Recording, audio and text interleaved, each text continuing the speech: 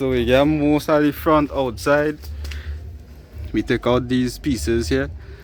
We leave this on because the 96 and 99 are a little different. I don't know if it's just the tabs, but this is what we're doing just to be safe. We do have a 96 cut, so we're fusing the 96 and the 99 that I have.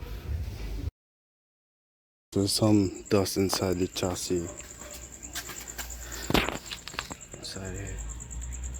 So I break off some old tent, wrap around a piece of cloth, trying to get out as much as I can.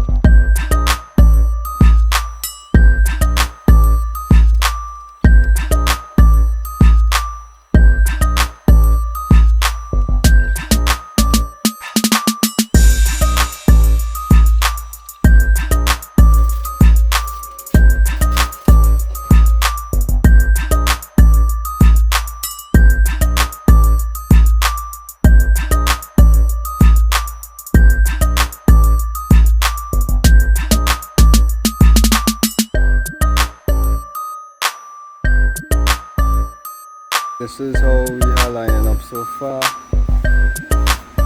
just want to see how look at the lights and stuff. So mounting this bumper here is from the 99.